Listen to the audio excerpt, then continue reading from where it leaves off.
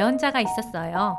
이사야는 왕과 이스라엘 사람들에게 하나님의 말씀을 전했어요.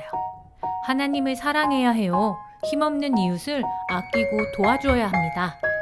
하지만 안타깝게도 말씀을 들은 사람들은 바뀌거나 변화되지 않았어요. 오히려 하나님의 말씀과 반대로 살길 더 좋아했죠. 이웃나라의 우상을 섬기고 힘없는 사람들은 어려움 속에서 살고 있었어요. 그래서였을까요? 이스라엘 주변에 있던 힘이 센 나라들이 이스라엘을 공격하면서 괴롭혔어요. 이스라엘 사람들은 늘 걱정과 두려움 속에서 살아야만 했죠. 그러던 어느 날 하나님께서 이사야에게 무엇인가를 보여주시고 들려주셨어요. 나중에 사람들은 이걸 이사야의 환상이라고도 하고 이사야가 낮에 꾼 꿈이라고도 말하기도 해요. 하나님께서 말씀하셨어요.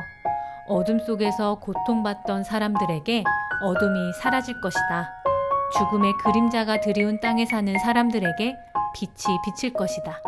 이스라엘을 힘들게 하던 전쟁이 그칠 것이다. 이스라엘 사람들이 듣기에 기쁘고 놀라운 말씀이었어요. 그런데 그 다음 하나님께서는 더 중요한 말씀을 하셨어요. 한 아기가 우리를 위해 태어날 것이다. 이 아이의 이름은 놀라운 조언자, 전능하신 하나님, 영원하신 하나님, 평화의 왕이라고 불릴 것이다. 와, 도대체 어떤 사람이길래 이렇게 어마어마한 별명을 가지고 있는 걸까요?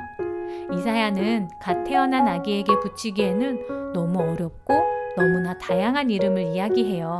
심지어 이 아기가 공평과 정의로 나라를 영원히 세울 것이라고 말하는데요. 만약 그 일들이 이루어진다면 상상만 해도 기대되고 설레는 말씀인 것 같아요. 이사야는 사람들에게 하나님의 말씀을 전했어요. 하지만 그 아기가 언제 태어날 것인지는 알려주지 않았죠. 사람들은 마냥 기다려야만 했어요. 그 아기가 태어나면 우리 이스라엘의 전쟁이 그친다는 거겠지? 우리는 더 이상 힘들게 살지 않아도 되는 거야. 행복한 상상을 하며 아기를 기다렸어요. 그렇게 10년이 지나고 50년이 지나고 100년이 지났지만 아기에 대한 소식은 없었어요. 예언의 말씀을 들었던 사람들이 죽고 다음 세대의 사람들은 이사야의 이야기를 잊어버렸어요.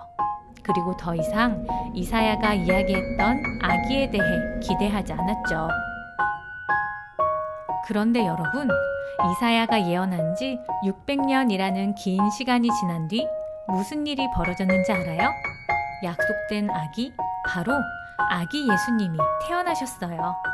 하나님의 약속은, 하나님의 말씀은 반드시 이루어진다는 것을 예수님을 통해 보여주셨죠. 그리고 그 약속의 아기 예수님은 일생을 통해서, 십자가를 통해서, 부활을 통해서 하나님께서 이사야에게 말씀해준 놀라운 조언자, 전능하신 하나님, 영원하신 하나님, 평화의 왕이라는 하나하나의 이야기들을 이루어 가셨어요.